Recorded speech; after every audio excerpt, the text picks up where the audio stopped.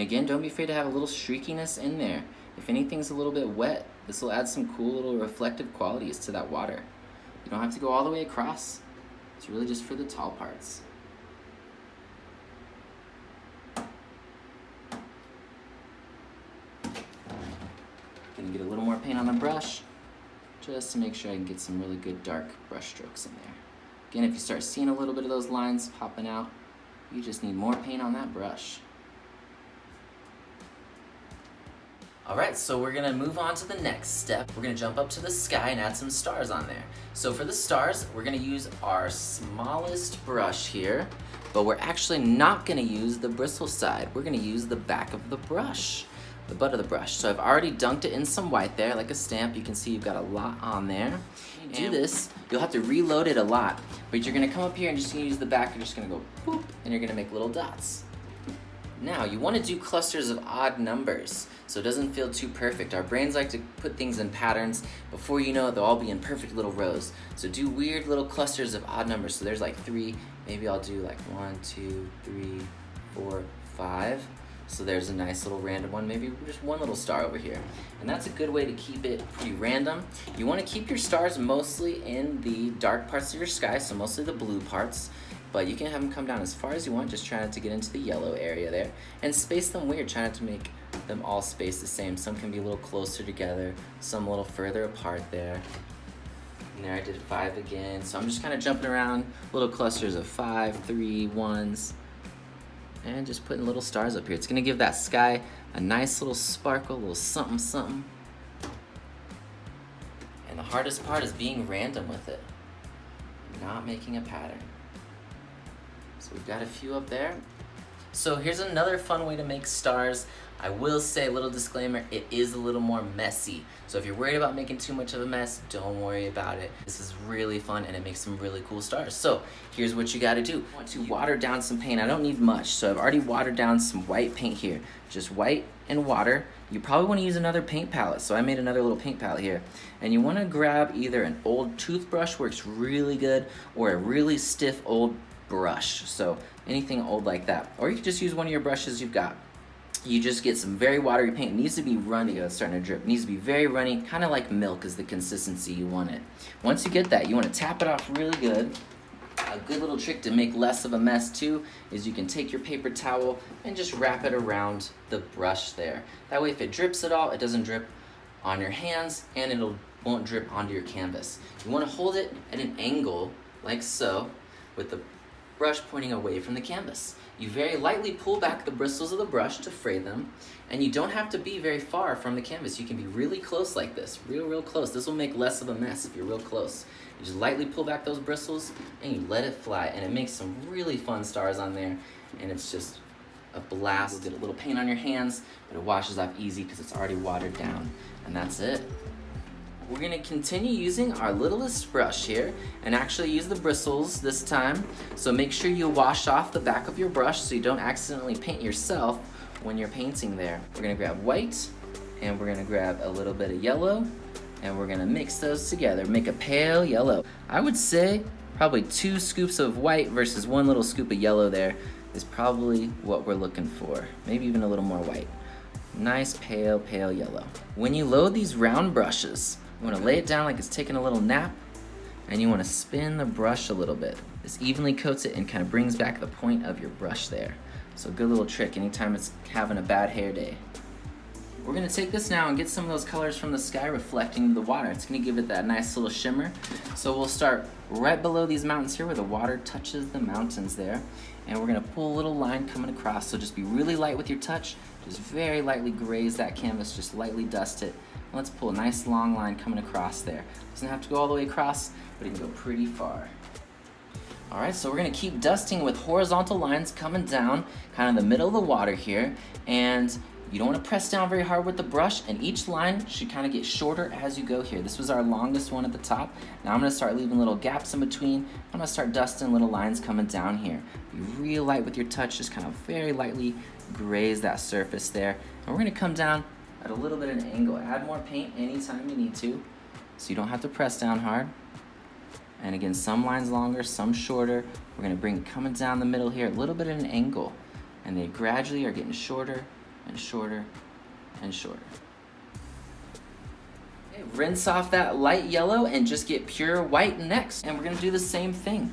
You can go a little bit over top of your yellow lines. You can kind of go in between them. It's okay if they overlap, but we wanna get some more little highlights in our water here. Just wispy little horizontal lines. Again, some longer, some shorter. And we're gonna blend this in just a minute here, but they gradually get shorter and shorter and shorter. And there we go. And then we wanna take one more little highlight while we have that white across the base of these mountains here. So you can leave little gaps as you go, but this is gonna help those separate those. So a little line here, leave little gaps, just kind of wiggle it across there. Nice and wispy. Once you've got these nice little highlights on here, if you wanna make them a little more fuzzy, this is kind of fun little trick. You can go back to your biggest brush here. You can rinse it off really good, tap it a little bit dry, and with no paint on the brush, I can see I have no paint, it's a little bit wet, just not dripping, I can come back and I can just kind of very lightly dust over this with a clean brush, just that little reflection we just added there, not the one underneath the mountains. And with a clean brush, what it's gonna do, it's gonna take that wet paint and it's just gonna make it a little more fuzzy, a little more shimmery, and give that water just a little more of that nice little shine that you want. And if you come in front of your little reflections down here a little, that's okay.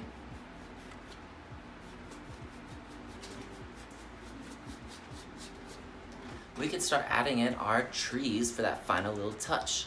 So we're gonna switch back to our medium brush here. And so make sure you rinse them off good, medium flat brush, or you can use a round brush. You're gonna grab just black paint. Again, this is one of those steps. Let's glob it on, good. We need one more little hilltop for our trees to grow from. So what we're gonna do is we're gonna come down to our water here. Let's go to about the middle of the water, or you can make like a little letter C with your hand here, and then put your thumb at the corner, and then put a little boop right where your fingertips at. Now, I'm gonna make a letter L with my hands. I'm gonna pull that across the bottom. Again, my thumb's gonna go in the corner, my index finger's gonna go way over here. I'll go boop in front of my index finger, another little dot right there. Then we can connect these with a little rolling hill. So we're gonna connect them, just a jittery little rolling hill there.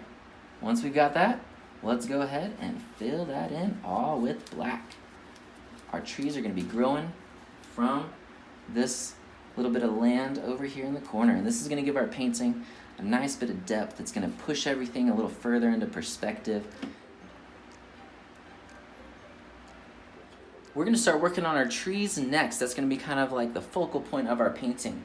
Now I'm gonna use the flat brush for all of the branches and all of that good stuff. But for the trunk, just drawing the trunk line, if you feel more comfortable, definitely don't be afraid to use the little brush for drawing your trunk line. What I do when I load it up with the black paint here is I flip my brush like a little pancake. I flip it like a flapjack and I press the bristles together there. And my first tree is gonna be the tallest. Now keep in mind, no two trees in nature are the same, so let them all be a little different here. The first one's gonna be real tall. I'm just gonna use the edge of my brush. I don't press down hard at all when I do this. So I'm just gonna very lightly make a little line come up here, just not pressing down hard at all, lifting off as I go. And I like to give my trees a little lean.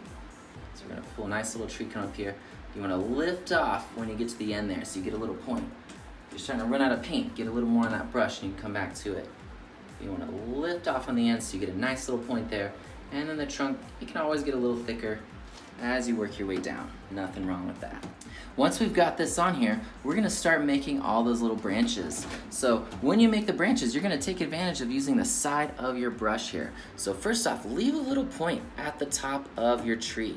Once you've got that little point, first start with the corner of your brush and start just tapping a little bit. Get a little texture on there. Once you start getting a little texture, you're gonna start really taking advantage using the full edge of your brush there. And you're gonna tap little arches. These little arches can get very funky, very frayed, but each one gradually gets just a little bit longer. But don't let them get long too fast. You want your tree to be a very skinny triangle there. We don't want it to get too big too fast there. And again, I'm just taking the side of the brush and I'm just tapping with the side of the brush here. The more the brush frays on me, the more you get these cool little textures happening in there. And you can still have a good amount of paint on your brush. But again, just tapping with the side of the brush. The idea is you're tapping little arches and you're trying to keep it triangular. So each little tap gradually, just gradually, very slowly, gets wider so that our tree gets a little bit bigger as we work our way down. Be patient with it, take your time. You don't have to go as fast as me. And again, make sure you got plenty of paint on that brush. You're always pancaking your brush every time you reload it with that paint so you can take advantage of using the side of the brush there. You can see I'm just very lightly tapping. I'm not pressing down hard, and you can leave gaps. It's okay to have little gaps here and there. I was really running low there. Got a little blue, but that's okay. Looks kind of good. It does. It happens. Happy little things. All right. Working our way down again. You can see I'm still gradually getting a little bit wider as we go here, so I keep that nice little triangle shape. It's a very skinny triangle. If it's easier for you, you can even draw a skinny triangle and then fluff it up. And I'm just kind of adding a little bit more in the middle. The middle can always be a little more filled in than the sides, but don't be afraid to have gaps. Alright, so we're gonna add 2 more little trees in here. This next one's gonna be our smallest tree, so I'll go right next to this guy. It's okay if they run together. I'm using just the edge of the brush here, just lightly grazing it. I'm gonna lift off and pull a little guy just right above the mountain peaks there. And then I'll work my way back down. Again, trees are funky. Don't be afraid to let them have a little bend to them, a little lean to them. There's no such thing as a perfect tree in nature. All trees are different. So let each tree you have its own little personality. Once you've got your nice little line here, it'll get a little point at the top there.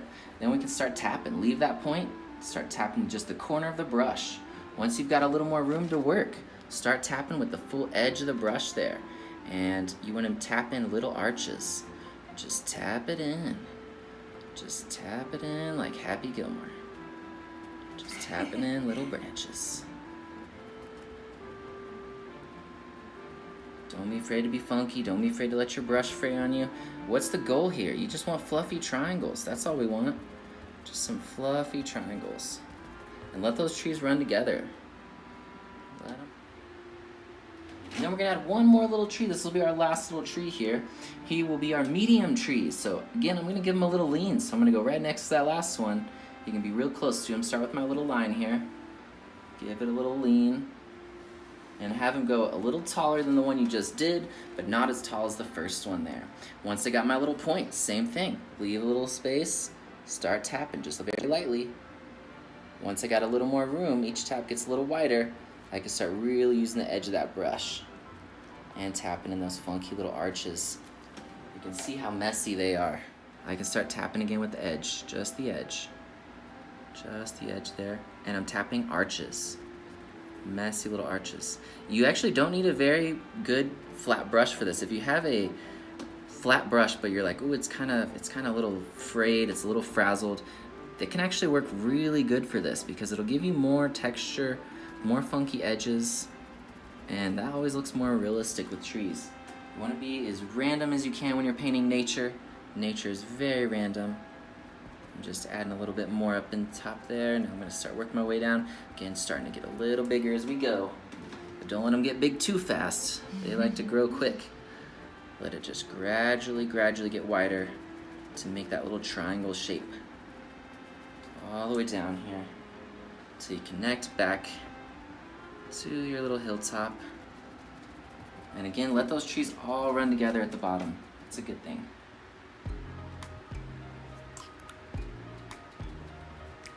The final step is to sign that beauty if you'd like to. You can grab any color you want. I like to initial it, so I'm just gonna do a little TD here. And then you're all set. And then give yourself a little pat on the back for a job well done. Cold as ice and Coca-Cola.